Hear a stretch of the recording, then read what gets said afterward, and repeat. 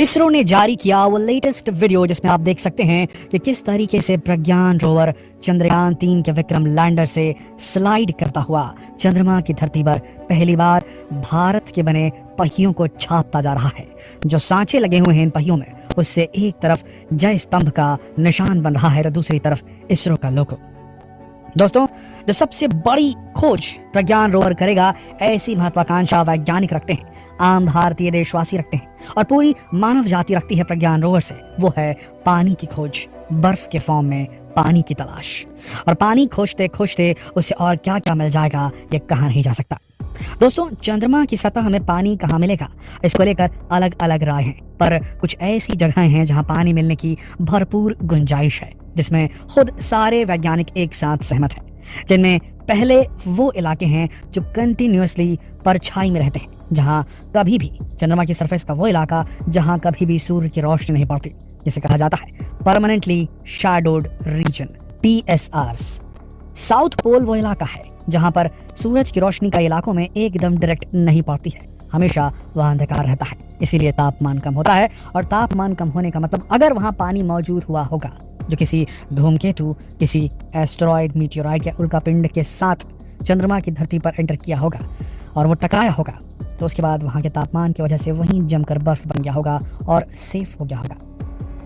अब क्योंकि वहां धूप नहीं पड़ती, इस वजह से वो कभी लिक्विड फॉर्म में, भाप के फॉर्म में बन करके उड़ा नहीं होगा, वो वहाँ बर्फ के फॉर्म में सेफ होगा, ऐसा सारे वैज्ञानिक मानते हैं। और साउथ पोल के क्रेटर्स वो जगह हैं, वो गड्ढे जगह हैं जहाँ बर्फ मिलने की पूरी गुंजाइश है। पर दोस्तों, ऐसा नहीं कि यही सिर्फ वो एक जगह है जहाँ बर्फ मिल सकती है। सरफेस के नीचे पानी अगर छिपा होगा तो उसे हमारा रोवर नहीं खोज पाएगा, ये एक रियलिटी है, लेकिन फिर भी पानी मौजूद हो सकता है। जिस प्रकार से हमारी धरती के नीचे अंडर वाटर सोर्स रहते हैं पानी के, कुछ वैसे सोर्स चंद्रमा की सतह भी हो सकते हैं। और चंद्रमा की सतह के नीचे जो पानी होगा वो ज़रूर है कि वो पूरी तरीके से बर्फ़ के फॉर्म में होगा, वो बहेगा नहीं।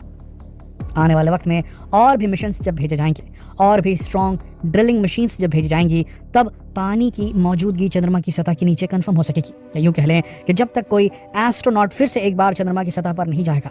वहाँ एटलीस्ट इतना पानी तो मिल जाना चाहिए कि वहाँ पर बेस बनाया जा सके, उसके बाद अंडरग्राउंड वाटर की भी खोज हो सकेगी। लेकिन बात यहाँ हो रही है बर्फ़ की और प्रज्ञान रोवर के हाथ पानी का वो खजाना लगने की। देखिए दोस्तों, संभावनाएं हैं भी और नहीं भी। संभावनाएं इसलिए हैं प्रज्ञान रोवर के बर्फ को खोज लेने की क्योंकि वो जिस जगह पे उतरा है वो सबसे कंडूसिव जगह है, यानी कि सबसे ज़्यादा % ऑफ चांसेस, अगर हम प्रोबेबिलिटी की बात करें, अगर हम संभावनाओं की बात करें, तो चंद्रमा में अगर कहीं पानी मिलना है तो साउथ पोल में ज़रूर मिलना है। ये वो ऐसी जगह है। क्या प्रज्ञान रोवर को इस प्रकार से बनाया गया है कि वो चंद्रमा के बड़े बड़े क्रेटर्स के अंदर एंटर कर जाए और वहाँ से टेस्ट करके, एक्सपेरिमेंट करके बाहर भी निकल जाए, या उसका कम्युनिकेशन टूट जाएगा लैंडर के साथ में। देखिए दोस्तों, आपको बता दें,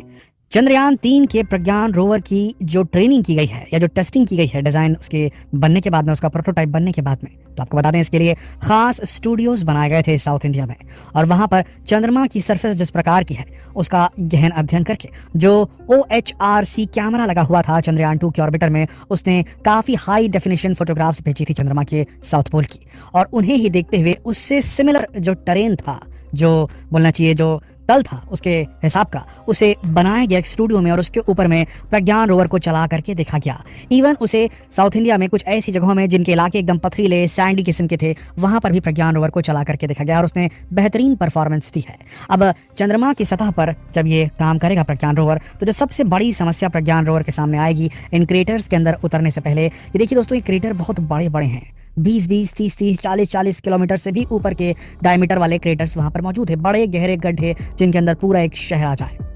तो ऐसी अवस्था में क्रेटर्स के अंदर शायद रोवर को ना उतारा जाए। हाँ, छोटे गड्ढों में उतारा जा सकता है, लेकिन छोटे गड्ढों में क्योंकि गहराई कम होती है, तो वहाँ जिस एंगल पर सूर्य की रोशनी पड़ती, हो सकता है कि वहाँ पर सूर्य पड़ जाता हो, जिसकी वजह से वहाँ मौजूद अगर कभी पानी रहा भी होगा तो वो वाष्प बनकर उड़ गया होगा। अब देखना यह है कि इसरो के वैज्ञानिक किस तरीके से प्रज्ञान रोवर के साथ रिस्क लेते हैं। बात की जाए प्रज्ञान रोवर की रेंज की, तो लास्ट वीडियो में भी हमने आपको बताया था कि प्रज्ञान रोवर जो अपना विक्रम लैंडर है उससे सिर्फ आधा किलोमीटर तक की ही दूरी बना सकता है। बात करें उसकी गति की, तो प्रज्ञान रोवर की जो गति है वो 1 सेकंड में 1 सेंटीमीटर चलने की है, काफ़ी स्लो मूव करेगा। और इसके ऊपर में 2 बेहतरीन इक्विपमेंट लगे हुए हैं जो कि सॉइल कंपोजिशन को चेक करने वाले हैं, मिट्टी की जो संरचना है उसे समझने वाले हैं, इसके अंदर क्या क्या छिपा हुआ है चंद्रमा की मिट्टी में, रिगोलिथ में, रिगोलिथ कहा जाता है चंद्रमा की मिट्टी को, उसे समझने वाले हैं। पहला जो इंस्ट्रूमेंट है वो एक्सरे और अल्फा पार्टिकल्स का इस्तेमाल करता है, AXPS। ये अल्फा पार्टिकल्स का बम्बार्डमेंट करेगा सामने मौजूद चीज़ों पर, चंद्रमा में, वो मिट्टी हो पत्थर हो, और वहाँ से रिफ्लेक्ट होकर आने वाली वेव्स के माध्यम से वो समझ जाएगा कि इसके अंदर किन किन मेटल्स, किन किन एलिमेंट्स का कॉम्पोजिशन हो सकता है,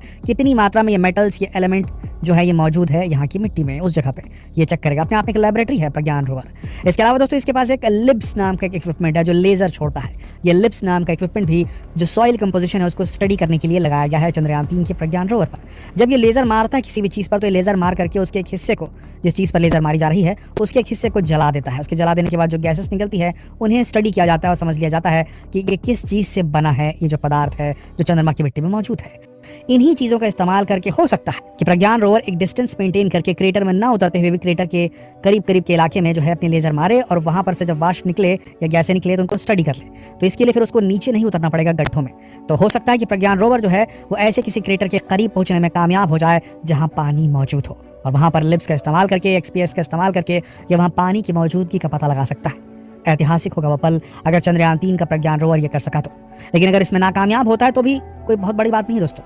देखिए, चंद्रमा एक बहुत बड़ी जगह है और उसके सिर्फ 1 किलोमीटर के एक सर्कल के अंदर हम बात करें कि सब कुछ मिल जाएगा, पानी भी मिल जाएगा, रेयर अर्थ एलिमेंट भी मिल जाएंगे, तो ये संभव नहीं है। बड़ी बात यह है कि वहाँ पर उस 1 किलोमीटर के दायरे में जो भारत ने लैंडिंग कराई है, जो टेक्नोलॉजी भारत ने डेवलप की है सॉफ्ट लैंडिंग की अर्थ से बाहर दूसरे ग्रह पर, ये सबसे बड़ी बात है। और दूसरी बड़ी बात यह है कि अगर हम वहाँ पहुँच गए हैं तो वहाँ की सॉइल को तो हम स्टडी करेंगे, वहाँ की मिट्टी को हम स्टडी करेंगे और हमें ये जानकारी मिल जाएगी कि वहाँ की मिट्टी की तासीर क्या है उसका फीचर। तासीर इन द सेंस कि जब धूप पड़ती है तो कितनी गर्म हो जाती है वो, और जब रात में ठंड पड़ती है तो कितनी ठंडी हो जाती है वो। ये जानकारी बेहद अहम होगी मून बेस भविष्य में बनाने के लिए। मिट्टी के अंदर की क्वालिटीज, उसके अंदर क्या मौजूद है, अगर ये हमें पता चल जाएगा, जो कि पता चलेगा डेफिनेटली प्रज्ञान रोवर में लगे इंस्ट्रूमेंट्स की मदद से, तो जो चीज़ें हमें एक बेस को बनाने के लिए चाहिए, अगर वो एज अ रॉ मटेरियल बहुतायत में चंद्रमा पर मौजूद होंगी तो हमें उन्हें ढो करके धरती से चंद्रमा पर लाने की कोई ज़रूरत नहीं पड़ेगी। आइडिया यह है कि अगर वहाँ पर कोई भी बेस बनाया जाए मून पर, तो उसमें सारा चीज़ मून का ही यानी कि चंद्रमा का ही इस्तेमाल किया जाए। इससे उसका जो ट्रांसपोर्टेशन कॉस्ट है वो रिड्यूस होगा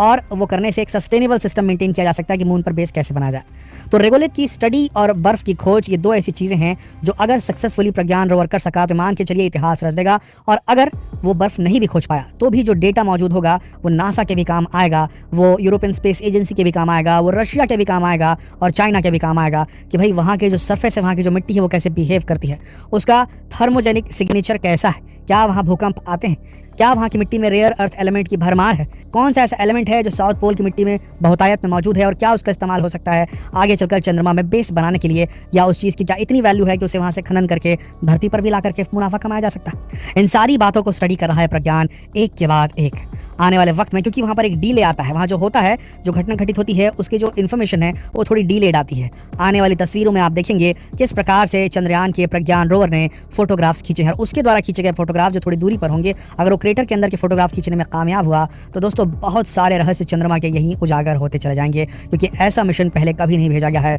साउथ पोल ऑफ मून में, और साउथ पोल पर ही कहा जाता है कि सबसे ज़्यादा बर्फ मौजूद होने की गुंजाइश है। तो आशा करते हैं कि प्रज्ञान रोवर जल्द हमें खुशखबरी सुनाए, इसरो जितनी जल्दी हो सके उसके द्वारा भेजे गए डेटा को ट्रांसलेट करे और हम भारतवासियों तक उस खुशखबरी को पहुंचाएं।